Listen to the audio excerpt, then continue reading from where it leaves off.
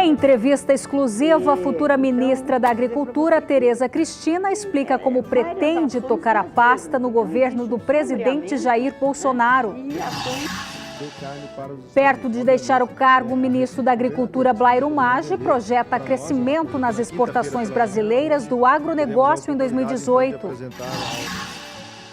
Os frigoríficos abrem a segunda-feira testando o mercado pecuário. Diante da possibilidade de redução nos negócios na semana que antecede o Natal, a indústria tenta pressionar para baixo os preços da arroba do boi gordo. As vendas no quadro de olho na Leilosul superaram todas as expectativas. Veja o resultado do evento transmitido pelo Canal do Boi. E ainda as imagens, as informações da venda especial de cutelaria marcada para amanhã à noite aqui conosco. Tudo isso e muito mais a partir de agora no Mais Pecuária.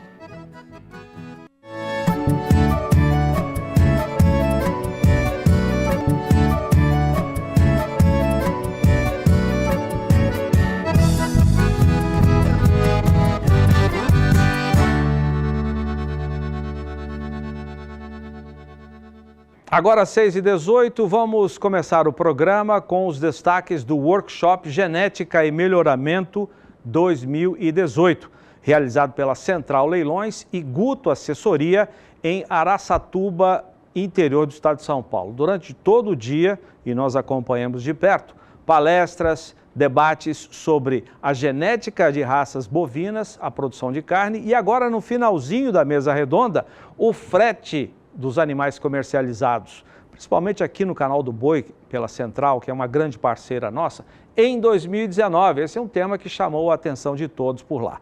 Vamos conversar com o repórter Gustavo D'Angelo, que traz mais informações já finalzinho do evento aí, não é, Gustavo?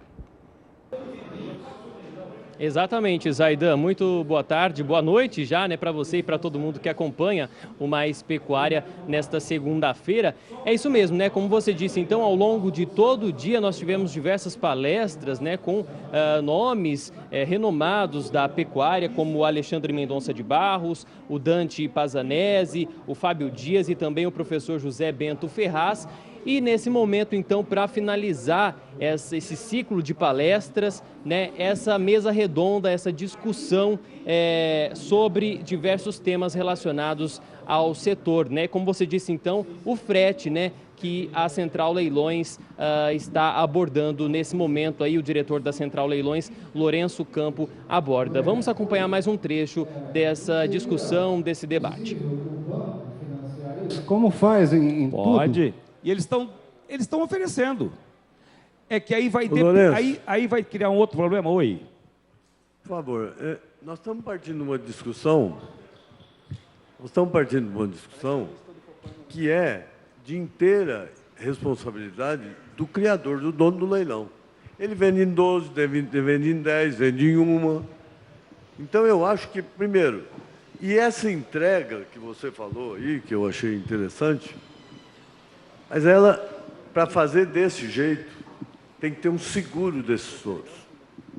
Porque o que tem mais reconhecido é o cidadão receber o touro, na semana seguinte dizer que o touro chegou mancando. Porque só para você entender, esse seguro é dessa empresa que vai entregar, que vai financiar. É isso aí. Não, o William, é o seguinte, nós criamos um protocolo muito simples de entrega do touro. O caminhoneiro vai levar o touro do Flávio, ele assina, ó, recebi o touro bem, foi embora. Tá? Chegou na fazenda, nós estamos tendo problema.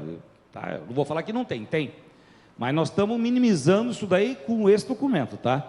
E, ó, o Rogério comprou um touro, a fazenda dele em Alta Floresta. Inclusive eu tenho um problema com o cliente de Alta Floresta.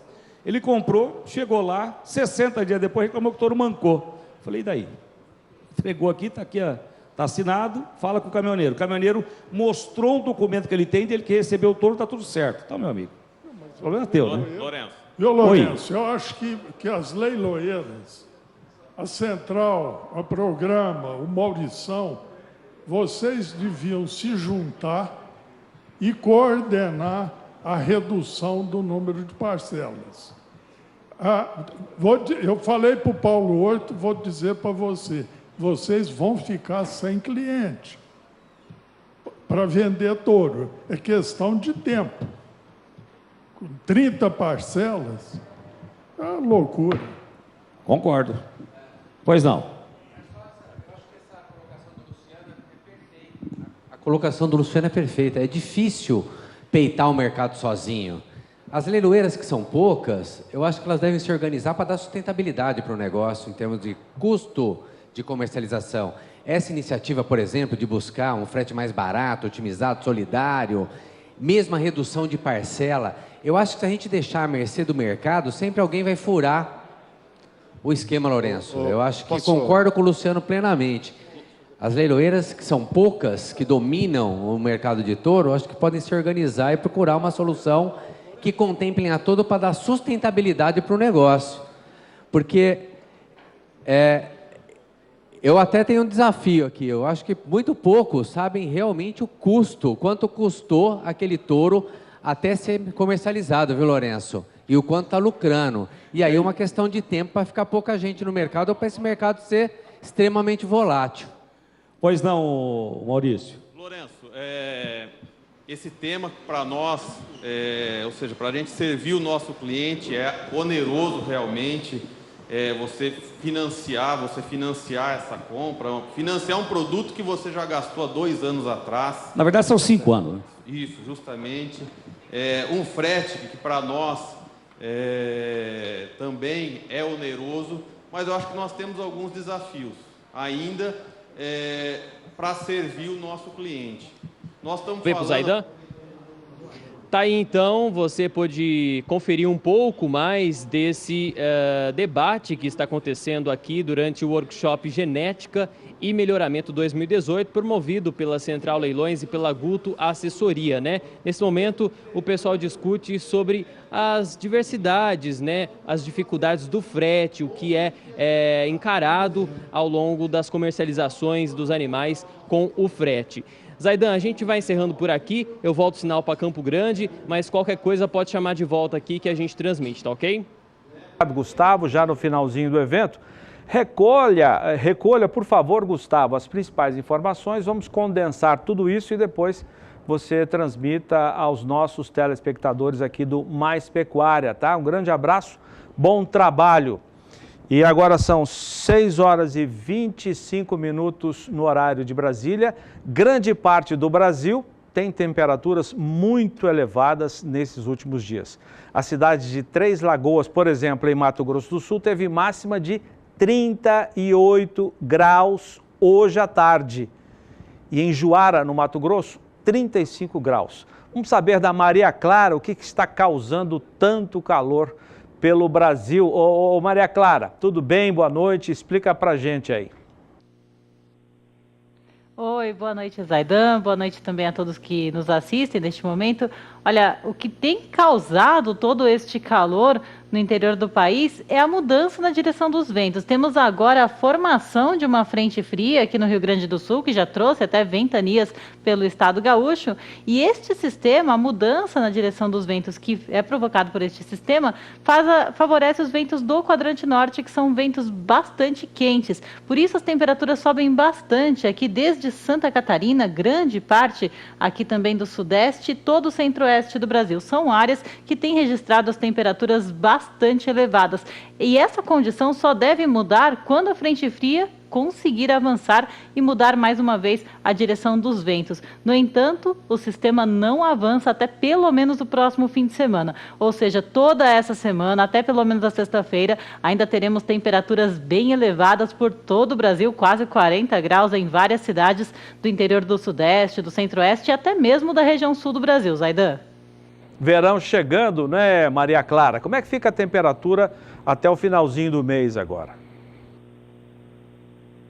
Olha, até o finalzinho do mês a expectativa aí é de aumento das instabilidades, conforme a frente fria for conseguir avançar. Eu mostro que a chuva ela consegue aumentar os índices, aumentam por parte da região sul, da região sudeste do Brasil, e com isso a temperatura até diminui um pouco. Agora, para o fim de semana do Natal, que antecede o Natal, a expectativa é de muita chuva em algumas áreas do sudeste do Brasil. A frente fria ela consegue chegar até uma altura entre Paraná e o estado de São Paulo. E veja só aqui no mapa, olha, toda essa área azul do mapa é a área onde a chuva pode ser mais generalizada nos próximos 5 dias, até dia 22 do mês de dezembro. Então, antes do Natal, ainda faz calor em grande parte da região central, porque a chuva é localizada, mas a temperatura diminui bastante entre o Rio Grande do Sul e o estado do Paraná. E os acumulados podem chegar até 70 milímetros no Rio Grande do Sul. Aí, no segundo período, que vai do dia 23 até o dia 27, olha só como aumenta o volume de chuva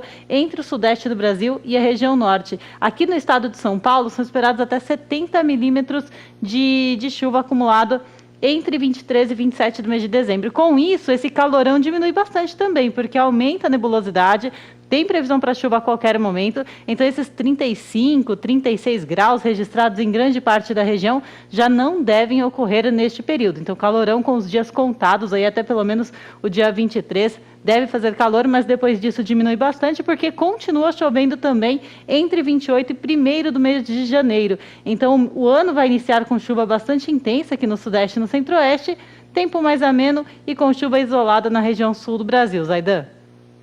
Obrigado, Maria Clara, direto de São Paulo. Agora o mercado financeiro. O dólar nos últimos dias tem fechado os mercados em alta na comparação com o real. Vamos saber da Sara Kirchhoff. Como é que ficou a cotação hoje, Sara?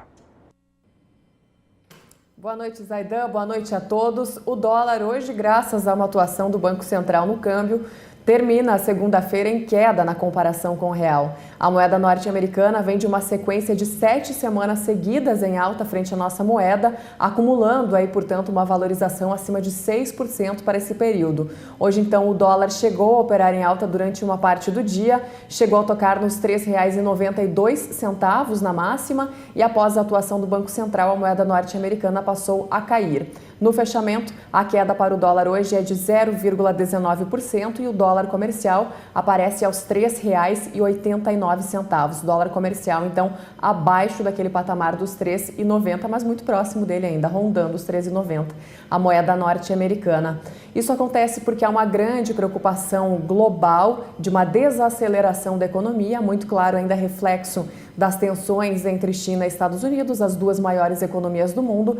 E o mercado também tem um movimento de cautela, porque na quinta-feira agora acontece a última reunião do Federal Reserve, o Banco Central norte-americano, e que deverá trazer uma elevação de juros para o mês de dezembro, lá nos Estados Unidos, uma elevação já esperada pelo mercado, mas a grande preocupação é sobre os próximos passos do Federal Reserve para outras elevações de juros a partir do ano que vem. Então o mercado tem esse movimento de cautela. Hoje os principais índices acionários dos Estados Unidos e também europeus operaram em queda e quedas significativas. E por aqui, o índice Bovespa, principal índice da Bolsa de Valores de São Paulo, apresenta um recuo de 1,14%, mais ou menos, um pouco acima de 1%. Ainda se movimentando o índice Bovespa, mas nesse momento aparece abaixo dos 87 mil pontos. Na ponta negativa do índice Bovespa estão os papéis da Marfrig, com uma queda de quase 3,5% nesta segunda-feira. Então, como eu falei, o mercado hoje ele vinha com uma valorização para o dólar na comparação com o real e após uma atuação do Banco Central novamente com aqueles chamados leilões de linha, que é a venda de dólar com o compromisso de recompra, a volatilidade aí passou a ser um pouco mais controlada. Já foram 4 leilões de linha por parte do Banco Central desde o fim de novembro, esse então é o 5º, e a gente segue acompanhando aí para ver os próximos desdobramentos ao longo dessas semanas. Aidan, devolvendo o sinal para Campo Grande, daqui a pouquinho eu volto com mais informações aqui da Bolsa Brasileira de Mercadorias. É com você. Legal, obrigado, Sara. Até já então. Depois do intervalo comercial, as vendas de olho na Leilosul, Leilofest, superaram todas as expectativas mais positivas. Já, depois do intervalo.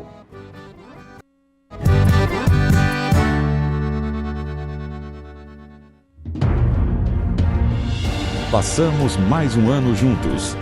É hora de compartilhar as conquistas, de celebrar o sucesso e expressar a nossa gratidão. Vem aí o novo tempo de mudança, expectativa e de esperança, de expansão.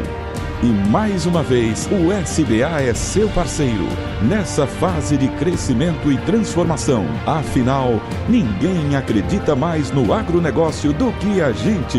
Boas festas e feliz 2019!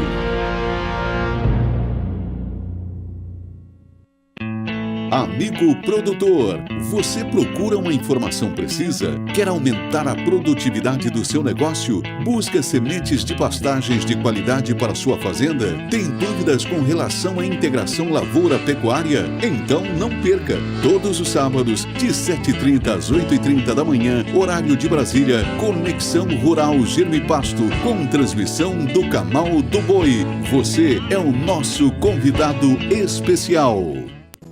A mesma fórmula, a mesma qualidade que você conhece e confia. Pensivet, o antibiótico líder, inova em sua forma de armazenagem. É mais qualidade e segurança. Pensou em antibiótico? Fica frio. Pense bem. Pensivet. Proteja seu rebanho com o melhor indectocida.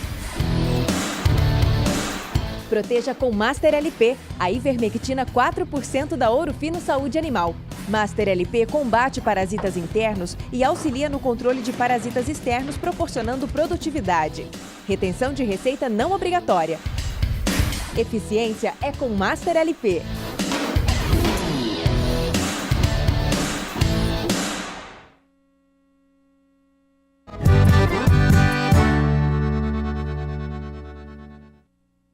Mais pecuária de volta, agora são 18h33 pelo horário de Brasília. O Canal do Boi transmitiu na última semana o De Olho na Leilosul Leilofest, com oferta de animais para cria, recria e também para engorda. A realização da Leilosul e o evento foi um sucesso e superou todas as expectativas.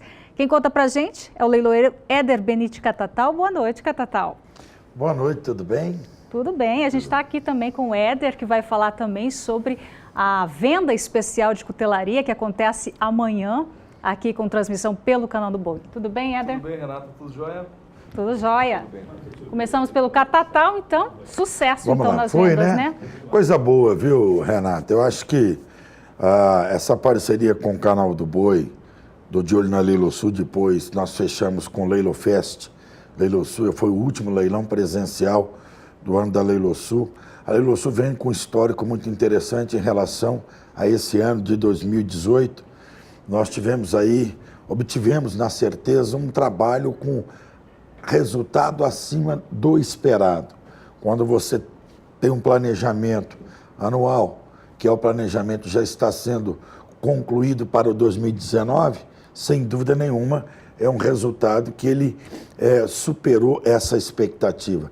Inserido dentro dessa expectativa, aconteceu o De Olho na Leilosul, a segunda edição, que aconteceu do dia 10 ao dia 15.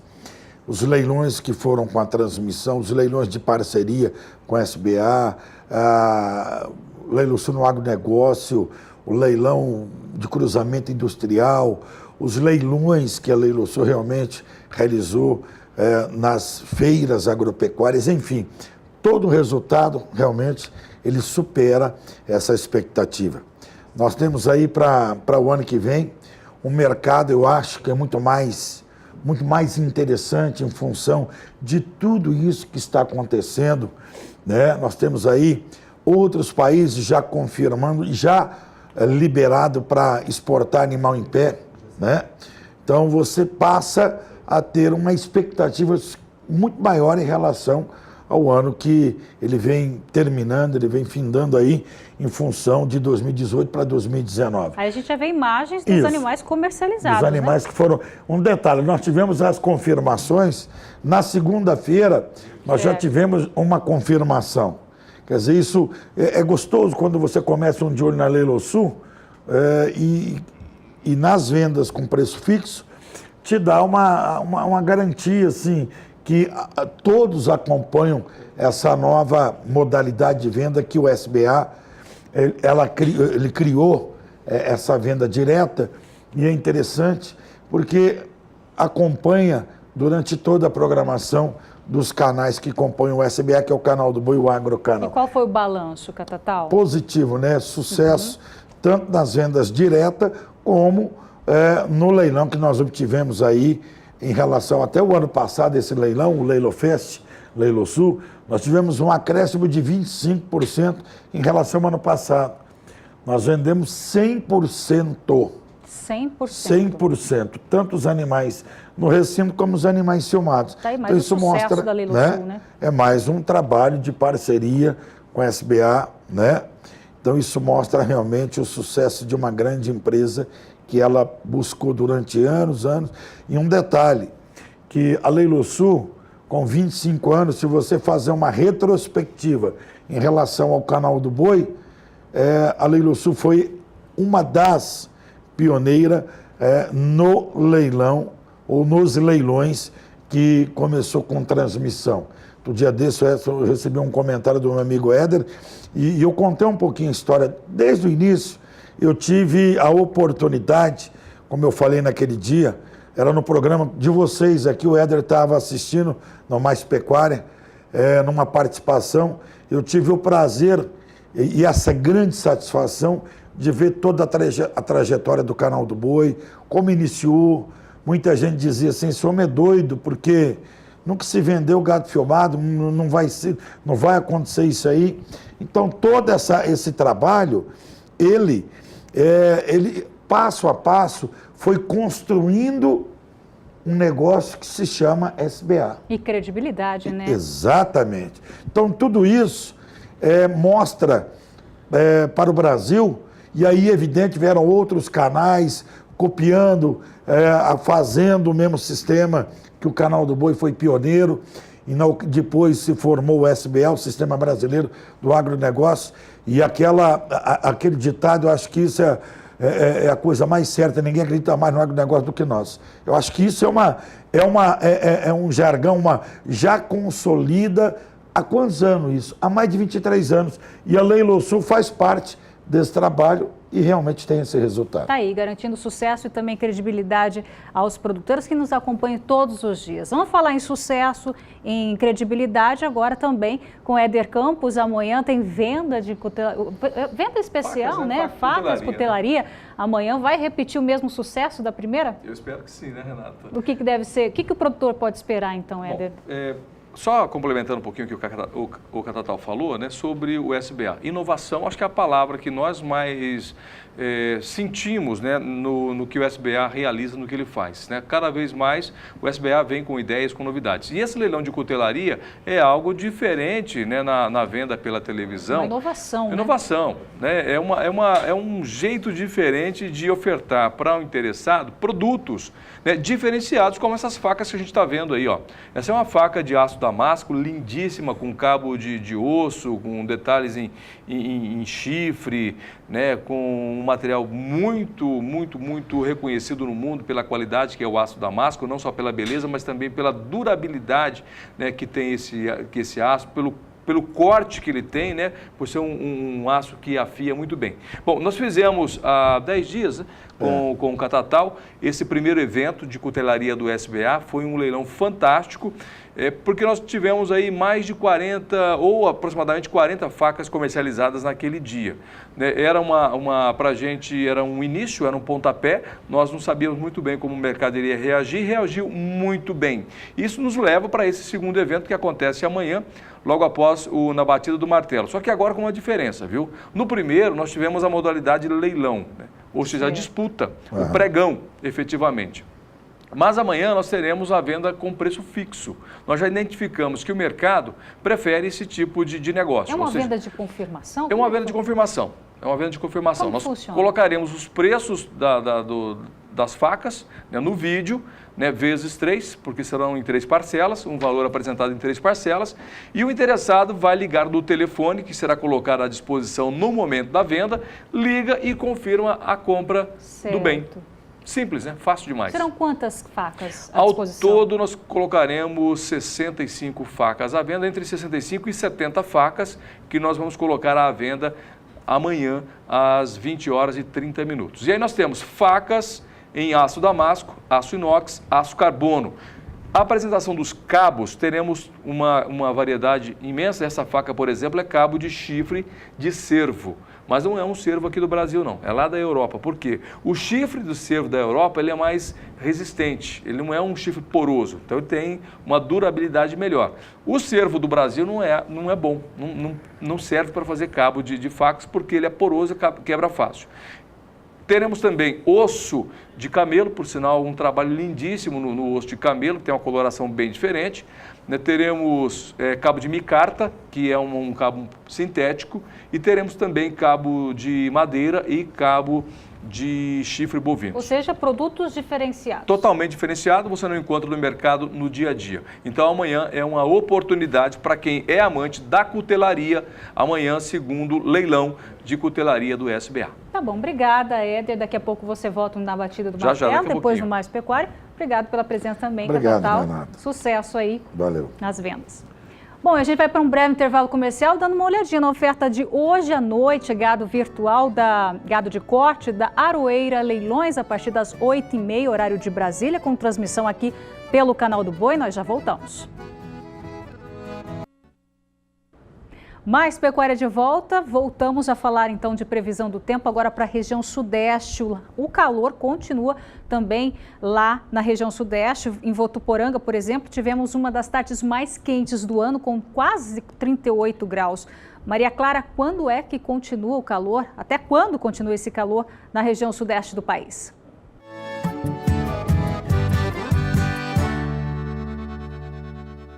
Uma nova frente fria se forma na região sul do Brasil e é por isso que as temperaturas também estão elevadas no sudeste do país. A direção dos ventos muda, soprando do quadrante norte, trazendo um ar mais quente para todos os estados da região.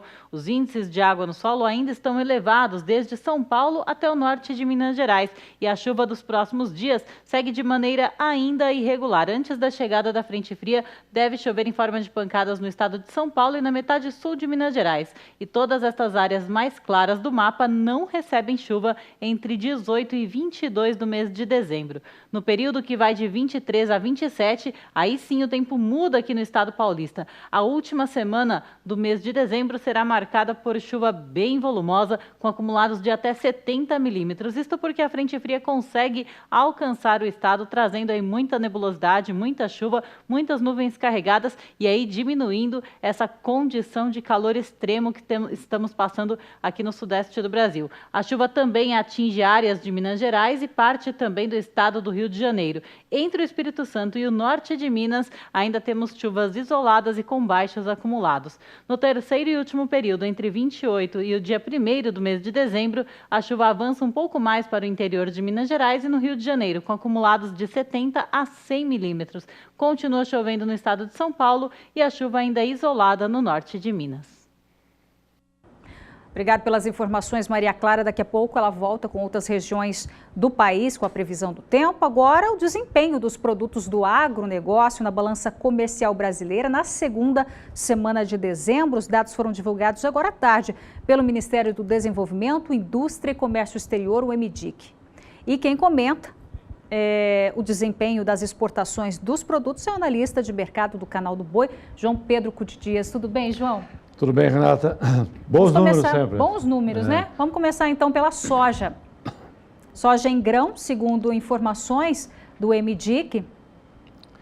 Bom, exportações, média diária, 202 mil toneladas.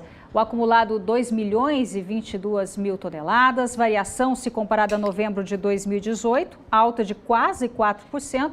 E dezembro do ano passado, alta de 57%, quase 57%. O que isso reflete, Isso João? reflete o seguinte: nós temos uma exportação recorde. Nunca o Brasil esperava exportar tanta soja como exportou esse ano.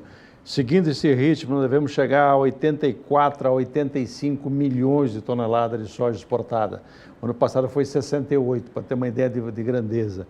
E o que chama atenção, Renata, se você olhar uma exportação de 85 milhões, se você olhar um estoque de passagem de 5 milhões de 2017 para 2018, nós estamos falando em 90 milhões. E um consumo de 40 milhões no Brasil, essa soja deu cria. É difícil você entender como é que o número que estimados de estoque de passagem foram subestimados, ou a produção foi bem maior que 120 milhões de toneladas. Certo. Porque nós estamos com 84 milhões de toneladas exportadas. Até o fim do mês chega a 85. O consumo brasileiro não caiu tanto, ele deve estar na faixa de 42 a 45. Então, soja é um exemplo que alguma coisa está errada. Ou o estoque de passagem era maior, ou a safra foi maior do que o número que está sendo apresentado. 40 bilhões, de 38 a 40 bilhões de dólares o complexo soja, grãos, óleo e farelo. Ou seja, o Brasil deve muito aos 215 mil produtores de soja, produtores e produtoras de soja do Brasil. Vamos dar uma olhadinha então agora no desempenho do milho. Agora na segunda semana de dezembro, com 10 dias úteis, média diária 231 mil toneladas, no acumulado 2.310 milhões de toneladas, variação positiva se comparada ao mês anterior, 15,6%, e de dezembro de 2017 também a variação positiva de 15,7%, João. É que na época da forte exportação não aconteceu a exportação de milho. Milho sofreu muito com a questão do tabelamento de frete. Milho é um negócio barato, vale menos de $10 no porto. Então a exportação que podia chegar a 25, 26 milhões, dificilmente supera 20 milhões de toneladas. Agora está começando a exportar, é uma conta que também não é fácil você chegar, porque no porto 37 a 39 reais a saca de milho, e você gasta, Mato Grosso gasta quase 20 para levar. E como é que faz? Não sobra para o produtor. Então, o milho vai ter um estoque de passagem alto dessa safra para a próxima. A primeira safra havia prognósticos muito positivos, essa parada de chuva no Paraná deve ter impactado na primeira safra, mas mesmo assim é uma safra de 25 a 26 milhões de toneladas. Milho está bem atendido. A dificuldade é que cada vez mais vai ser difícil exportar em função do custo do frete. Tá certo. Agora vamos para o mercado pecuário, então. Desempenho do suíno. Média diária 2.500 toneladas, no acumulado 25 mil toneladas. Teve queda de quase 2% se comparado ao mês anterior e alta se comparada ao ano passado, mesmo período, né? A segunda semana de dezembro para o suíno, 14%, João. O ano passado sofreu muito a suinocultura, porque a partir do segundo semestre de 2017 você perdeu a Rússia. A Rússia era o grande importador de carne suína brasileira. Importava 30% praticamente das exportações do Brasil. Aí quando aconteceu isso, houve um excesso de oferta de carne no mercado. Só que agora, nos últimos 3 meses, a China está entrando pesado no mercado. E a tendência é aumentar muito a participação chinesa em função do problema que estão enfrentando de peste suína africana no rebanho suíno deles. O Rabobank, um banco internacional, projetou que poderá haver uma queda de produção de carne suína na China, que responde pela metade da carne suína mundial, de quase 5 milhões de toneladas. Então o chinês ele vai ter que diminuir um pouco o consumo de carne suína, vai ter que importar mais carne suína e o Brasil passa a ter grandes possibilidades, porque você tem 3 grandes exportadores de carne suína no mundo: Estados Unidos, União Europeia e Brasil. O Brasil está entrando pesado nesse mercado. Agora, com a China, nesses últimos 30 dias, veio uma missão chinesa que está inspecionando, tem 68 frigoríficos no Brasil, pedindo autorização para exportação para o mercado chinês. Isso de carnes de frango, bovina e suína. Se houver mais frigoríficos habilitados para exportar, com certeza a carne suína vai crescer e vai crescer muito. O cenário muda, né?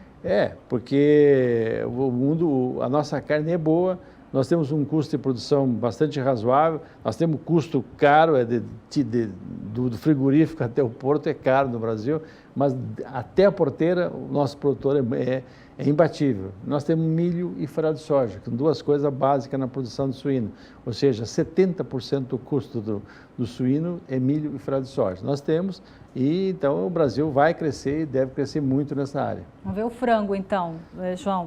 Desempenho do frango então na segunda semana de dezembro, 17.400 toneladas, a média diária exportada no acumulado 173.500 toneladas, variação positiva ao mês passado, se comparado ao mês passado, 17% também a variação se comparado a dezembro do ano passado, novembro desse ano, 17%. O frango sofreu muito com essas operações, né? Carne fraca e tal. Os caras tiravam no boi e acertaram no frango, né? Então, você teve o maior exportador do Brasil, que é a BR Foods, teve 20 plantas embargadas, isso aí atrapalhou muito. O frango, no segundo semestre, vem recuperando paulatinamente esse mercado, mas deve fechar ainda o ano com 2% a 3% a menos que o ano passado. Só que o frango, por ter um ciclo muito curto, é um mercado que é bem administrável, ou seja, se o setor verifica que vai haver oferta, não vai ter mercado para tanto o mercado interno como externo, o que eles fazem? Alojam menos pinto e incubam menos ovos. Então, incubam menos ovos, alojam menos pinto e com 42 dias depois você tem uma resposta em termos de oferta de carne. Então, o frango é uma cadeia bem azeitada. O Brasil deve recuperar alguns mercados. Nós estamos brigando para que a China pare de colocar tarifas em cima daquela tarifa anti-dumping que ela colocou em mais de 18 frigoríficos brasileiros, tarifas altas de 30%, 35%, praticamente fecha o mercado dela.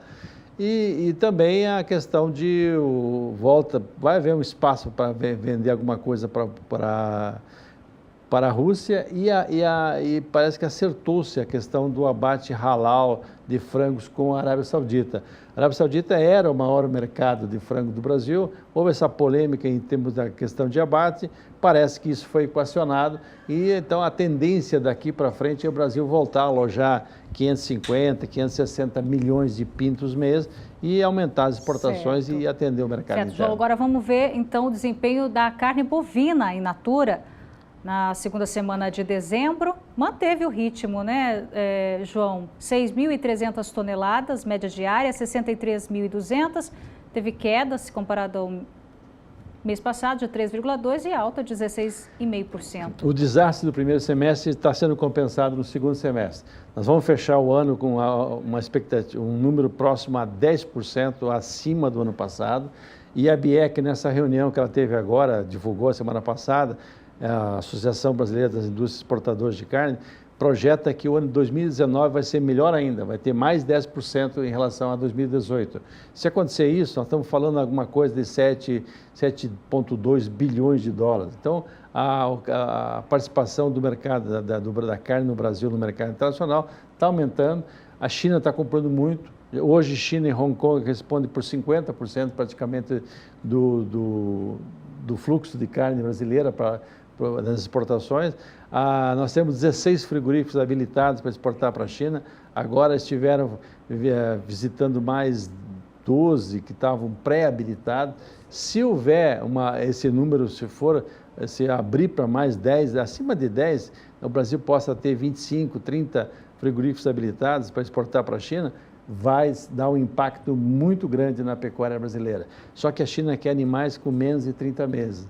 O frigorífico que for habilitado, ele vai ter que fazer uma operação junto com o pecuarista para produzir animais com menos de 30 meses, bem acabados, porque é um mercado que tende a crescer muito. 1 quilo a mais de carne bovina por chinês é toda a exportação de carne brasileira. Tá certo, João. Obrigada pelas informações. Agora você fica com informações de mais uma parceira do SBA, a Casale.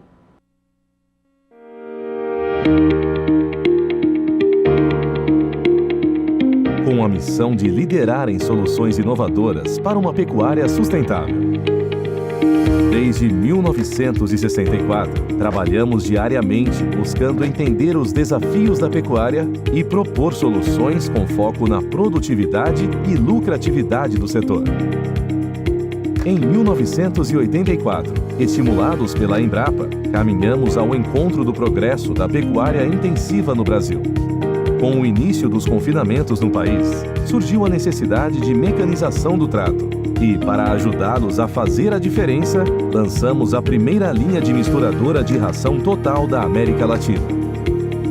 Iniciou-se então um ciclo contínuo de pesquisa e desenvolvimento de novas tecnologias. A confiança na marca Casale é resultado de um contínuo trabalho com dedicação e transparência, sendo nosso maior objetivo o de apoiar e entender nossos clientes, pecuaristas e técnicos do setor. Conte conosco. Casale, as melhores soluções para a pecuária. Vamos para um breve intervalo comercial. Na sequência, mais pecuária para você. Não sai daí. Mais um minuto, já está de volta o Mais Pecuária do Canal do Boi. E vamos voltar a Araçatuba, no interior de São Paulo, porque lá está terminando, com realização da Central Leilões e da Guto Assessoria, o Workshop Genética e Melhoramento 2018. Ao longo de toda esta segunda-feira, com o nosso acompanhamento, palestras, debates, mesa redonda sobre diversos assuntos relacionados à genética e até frete dos touros que serão vendidos, principalmente aqui no Canal do Boi, em 2019. O repórter Gustavo D'Angelo traz as informações. O pessoal já está na confraternização aí, Gustavo? É isso mesmo, Zaidan. Boa noite para você e para todos que acompanham o Mais Pecuária. Terminou agora há pouquinho, né, o debate, a mesa redonda que foi promovido aí durante o workshop Genética e Melhoramento. Como você disse, né, Zaidan, ao longo de todo o dia, diversas palestras com nomes renomados, né, do setor passaram por aqui e finalizando com esse debate, né, essa mesa redonda onde se discutiu diversos assuntos relacionados à pecuária. E eu tô aqui com os dois anfitriões, né, desse dia de hoje, o Lourenço Campo e o Guto Honório. Eles vão fazer um balanço, então, de como foi esse dia de hoje, né, Lourenço? Um dia bastante produtivo, né? Boa noite. Boa noite, Gustavo. Boa noite, essa audiência espetacular. Primeiro, agradecer ao Canal do Boi pela distinção em mostrar um pouco do nosso evento, flashes ao vivo, durante toda a programação, mostrou um pouco do que foi isso daqui hoje. Rapaz, na minha opinião, foi mais um evento espetacular, não poderia ser melhor, tá? As palestras que nós tivemos, as informações que nós recebemos hoje, 4 craques da nossa pecuária, na minha opinião, se existem 4 palestras hoje que são fundamentais e importantes para o homem, para o criador, para o homem do agronegócio, aqui estiveram. Alexandre Mendonça de Barros, professor Dante Passanese, o Fábio Dias, que tem um cargo muito importante e muito interessante no JBS, que é exatamente esse contato entre o produtor e a indústria, e finalizando com o professor Bento, eles deram um perfil do nosso pecuário, um perfil do nosso negócio. E para finalizar, o workshop foi uma discussão das mais proveitosas do mundo em melhoramento genético e em leilões, que é o nosso negócio, né? Então, muita coisa foi discutida, novas ideias foram lançadas, isso tudo foi gravado, agora a nossa equipe lá comercial, nossa equipe técnica vai compilar isso tudo, tirar o que de melhor nós podemos ter aqui para desenvolver nosso trabalho no ano de 2019, o Gustavo. Tá certo, Lourenço, parabéns pelo evento. Guto, é isso aí, agora eu queria que você desse sua palavra, então, discussões de alto nível no dia de hoje, né? Boa noite. É isso aí, boa noite, Gustavo, boa noite, Zaidan, boa noite aos nossos amigos que estão situados conosco pelo SBA.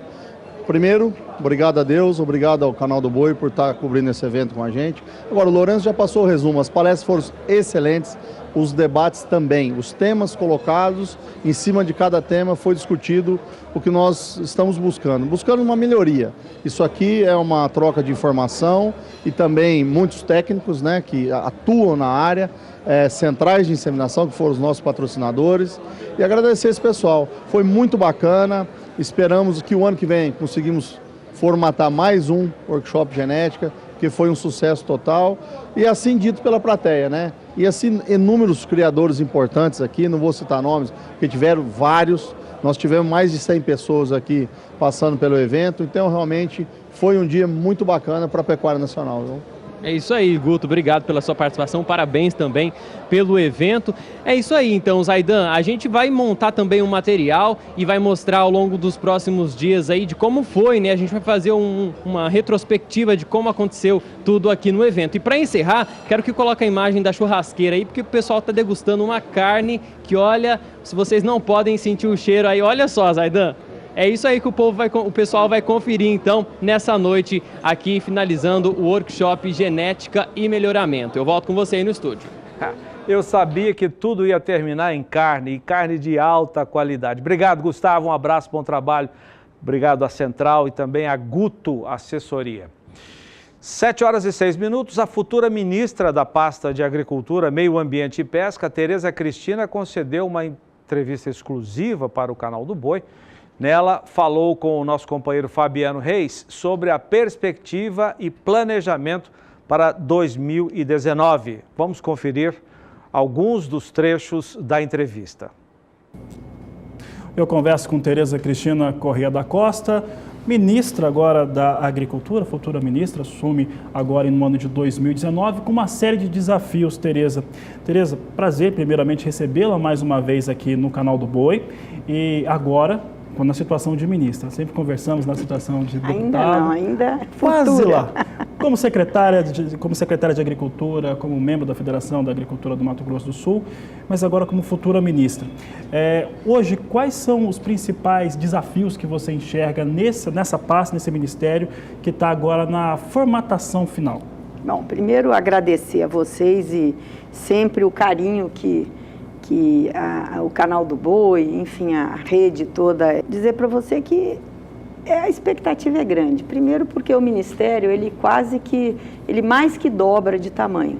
É o Ministério da Agricultura, acrescido da agricultura familiar, da pesca, enfim, da parte fundiária, tudo que tem transversalidade com a agricultura, ele está vindo para a pasta do Ministério da Agricultura.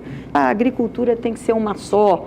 Hoje nós temos a oportunidade, neste próximo governo, a partir de 1º de janeiro, de ter uma única agricultura. É muito contraditório você pensar agricultura familiar sem pensar empresarial e vice-versa, não é, Tereza? Não é contraditório, mas é que várias ações são as mesmas. Então existe um sombreamento, e ações... e fica sempre uma divisão. O que esse governo quer? Ele quer que seja uma só agricultura, cada uma no seu tamanho, nas suas respectivas políticas públicas que tem que ter, mas que todo mundo seja produtor rural, que todo mundo possa produzir, que todo mundo possa gerar renda. Em relação a esses produtores, primeiro ver quem tem uma pequena propriedade ou que é assentado como produtor rural. Esse é um fator também de ganho para esses profissionais, para essas pessoas. Em torno desse desafio, está se formando um ministério, como você disse, pega todas essas linhas de atuação, passa pela questão fundiária do país, vê isso de uma maneira talvez até mais crítica do que estava sendo feita antes, porque antes nós tínhamos um fator de insegurança muito forte no campo e acabava não tendo um plano a longo prazo. Essa questão de ver a agricultura e o país todo a longo prazo, pelo menos 10, 15 anos, isso é possível? Claro que é, e esse é o nosso objetivo, é perseguir um planejamento e sabendo onde nós queremos chegar.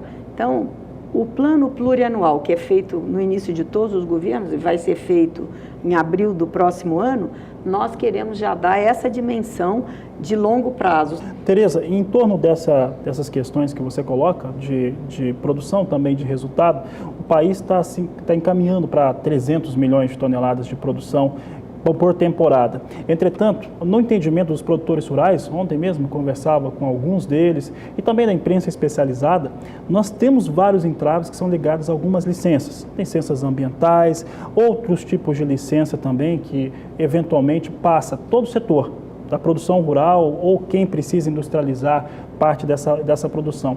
Hoje é possível pensar num caminho um pouco mais curto, menos burocratização para conseguir esses resultados? Esse é o nosso desafio e é o que o novo governo quer.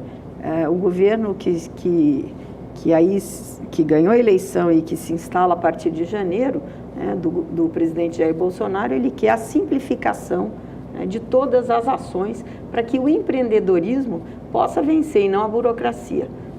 Hoje, nós perdemos muito tempo, o Brasil aí num ranking de burocracia é o 100º, 62º, sei lá. Por quê? Porque nós aqui dificultamos tudo. E aí que a gente tem que ter uma clareza de que simplificar não quer dizer precarizar. Nós temos o Código Florestal, vamos falar do que mais atinge o setor produtivo da agropecuária. Nós temos um Código Florestal que ninguém no mundo tem, só o Brasil extremamente tem. Moderno. Extremamente moderno, um código que traz segurança para a sociedade brasileira e para o mundo, que não paga nada por isso. Porque nós aqui estamos preservando, né? E o mundo está de olho em nós. Muita gente que não fez o seu dever de casa está cobrando aqui do Brasil o nosso dever, que nós fazemos muito bem. Tanto é que nós somos grandes produtores, segundo, primeiro, terceiro, de carnes, de grãos, exportamos grande parte da nossa produção para mais de 162 países e preservamos mais de 67% das nossas matas nativas, né? Nós temos uma grande questão no Brasil, atinge todos os setores da economia, que é o fator logístico. No caso da produção agropecuária, de acordo com a CNT, isso pode atingir até 17%, em alguns casos, de alguns estados, chega até 20% do custo total de produção. É claro que esse é um problema mais interno brasileiro, né? Atinge todo mundo. Como que o Ministério da Agricultura, na sua pasta, como ele pode atuar com essa questão que é tão determinante para o produtor rural? Bom, primeiro tendo o que eu estou achando na transição do governo, o que é que eu estou achando muito bom? É que os ministérios, eles estão se comunicando. Eu acho que tem muita coisa feita no nosso país, tem muita coisa boa que aconteceu. O número de ministérios menores ajuda a ter essa comunicação?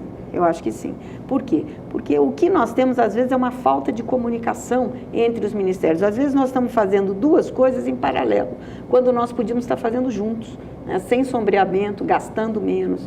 Então, eu acho que eu tenho muita esperança e que isso aí nós vamos conseguir melhorar essa comunicação interna para que os processos possam caminhar de maneira mais céleres e mais destravadas. Ela é prioridade, o Ministério da Infraestrutura tem que entender que ali nós temos muitas riquezas, a produção sai e que aquilo tem que estar na lista de prioridades do Ministério para ter uma resolução, ou para atrair um investimento externo, ou fazer uma PPP, enfim, alguma saída tem que ter para aquilo. Nós temos ferrovias importantíssimas para o escoamento dos nossos grãos, ferrogrão lá em cima. Aqui nós temos a malha oeste, que está aí toda desativada. Muito bem, então entrevista exclusiva para o Canal do Boi, a futura ministra da Agricultura, a deputada Tereza Cristina, do DEM de Mato Grosso do Sul. Ela acaba de deixar a presidência da Frente Parlamentar da Agropecuária, que a indicou para compor o governo do presidente eleito Jair Bolsonaro. Vamos mais uma vez a São Paulo com a Sara Kirchhoff. Sara, quais são os números do mercado do milho nesta segunda-feira? Milho mais uma vez em alta, Zaidan, tanto no mercado físico como também no mercado futuro. E de acordo com os consultores do CPEA, Centro de Estudos Avançados em Economia Aplicada, é uma posição mais firme por parte dos vendedores ou dos produtores que está dando sustentação para as cotações nas principais regiões acompanhadas pelo CPEA.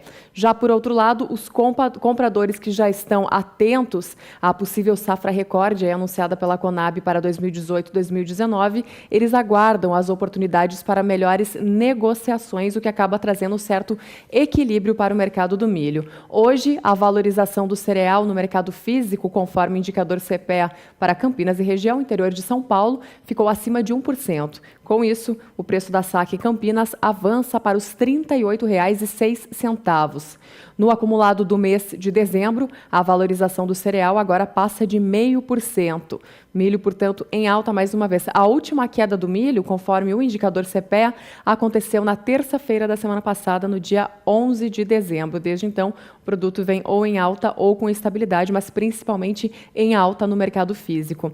Já o indicador da Bolsa Brasileira de Mercadorias aponta para uma queda no preço do cereal hoje em Patos de Minas, Minas Gerais.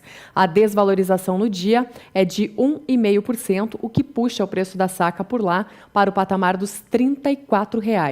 No mercado futuro, como eu já antecipei, o milho tem valorização hoje nos principais contratos mais próximos, com as altas variando aí mais ou menos em 0,5% até quase 1,5%, como é o caso do contrato de janeiro, que hoje avança 1,36% no mercado futuro para os R$ 37,99 a saca.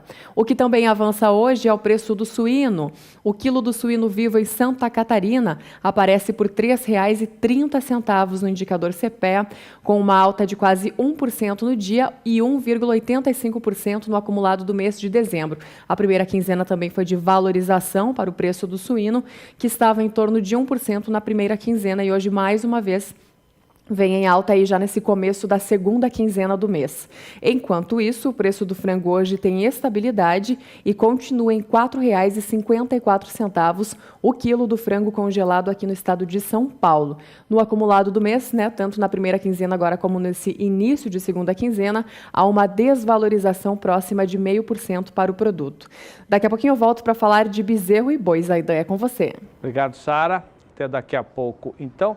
Intervalo comercial, na sequência outras informações aqui no Mais Pecuária. Até já. Ainda não há data para o julgamento das ações de inconstitucionalidade contra o tabelamento do frete. Entre idas e vindas de ações, liminares e decisões, a Confederação da Agricultura e Pecuária do Brasil, a CNA, pediu urgência ao Supremo Tribunal Federal. É que a CNA recorreu da decisão do ministro Luiz Fux, que revogou a suspensão da aplicação de multas pelo descumprimento da tabela de preços mínimos de frete do governo. O ministro Luiz Fux atendeu a um pedido da Advocacia Geral da União na semana passada e decidiu voltar atrás quanto à liminar concedida por ele mesmo, que cancelava as aplicações de multas a quem descumprisse a tabela.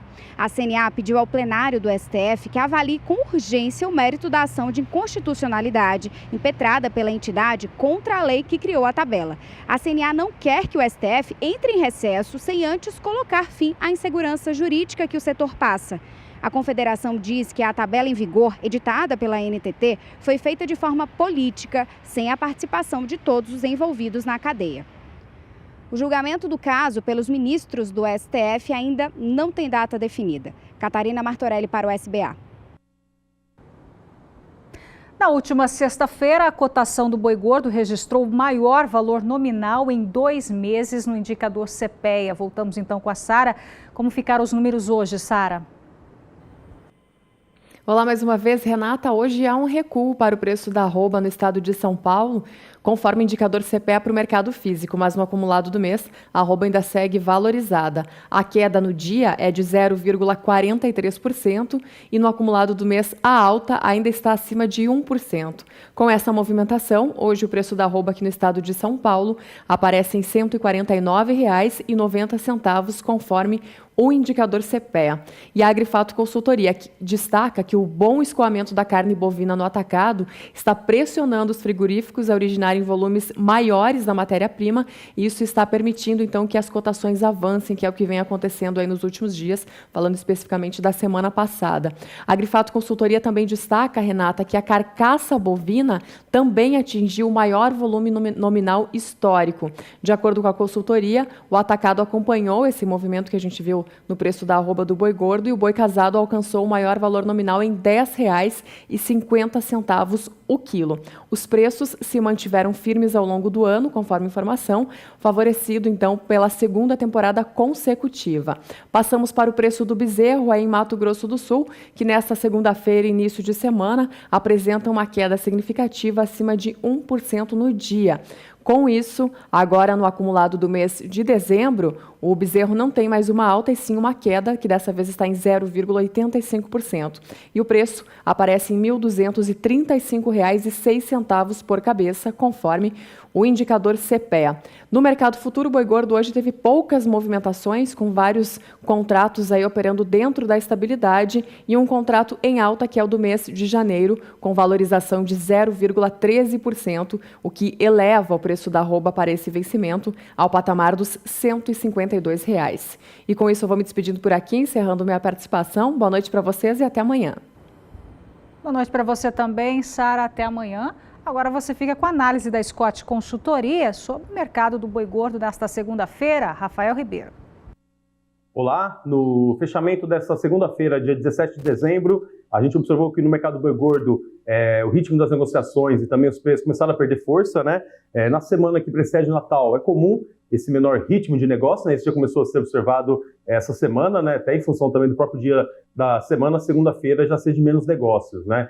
Com relação às cotações, segundo o levantamento da Scott Consultoria, houve queda em 4 praças e alta somente no Acre, né? E o que se observa com relação às escalas de abate é que boa parte das indústrias frigoríficas já estão aí com as escalas fechadas até o final desse mês, até o final de dezembro, né? Ou seja, que aumenta aí a quantidade também de indústrias ofertando preço abaixo da referência, né? Só destacando aqui em São Paulo, em algumas regiões aqui do estado, algumas indústrias frigoríficas ainda têm uma escala um pouco mais baixa do que essa média que a gente falou, né? Em torno de 3, 4 dias, e nesses casos a gente sente aí o mercado mais firme, né? Por fim, as expectativas agora para curto prazo, já considerando essa segunda quinzena de dezembro também, a expectativa é de um menor ritmo dos negócios, né, conforme a gente avança aí para mais próximo das festas de final de ano, né, no qual o pecuarista também já diminui o ritmo de comercialização, de negociação da boiada. Então vamos às cotações do boi gordo à vista. Então a apuração feita pela Scott Consultoria, preço mínimo do dia, começando pela região sudeste do país. E segundo a Scott, não teve alterações nesta segunda-feira. Preços estáveis. Região sul também, preços sem mudanças nesta segunda-feira. Segundo a Scott, região centro-oeste teve queda de R$1 em Goiânia, Goiás, e queda de 50 centavos em Campo Grande, Mato Grosso do Sul. Reforçando o preço mínimo aí da cotação do boi gordo, então nesta segunda-feira, ainda região centro-oeste, sem alterações em Mato Grosso, preços estáveis. Nordeste também, sem mudanças hoje.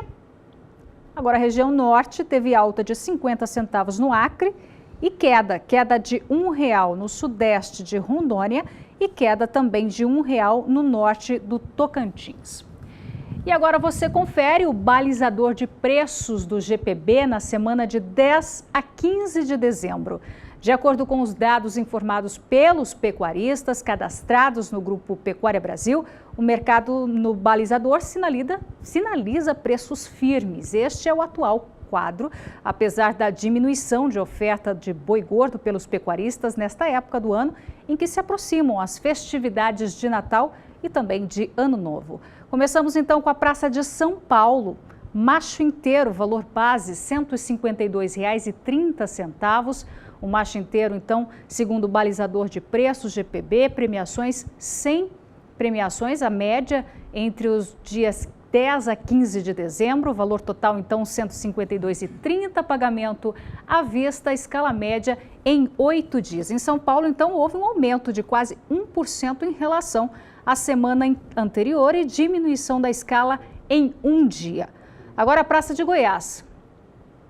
A Praça de Goiás, valor base R$ 140,08, valor total R$ 140,00, sem premiações, a média entre os dias 10 a 15 de dezembro, pagamento à vista, escala média aí de 5 dias. Em relação à semana anterior, somente a Praça de Goiás teve queda de quase 1% em relação à semana de 3 a 8 deste mês. Agora o estado de Mato Grosso do Sul.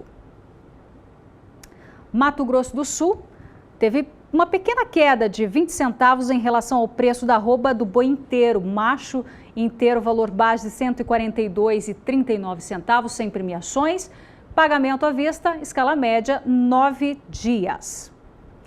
Ainda essa é a média do período de 10 a 15 de dezembro. Ainda em Mato Grosso do Sul, macho agora castrado.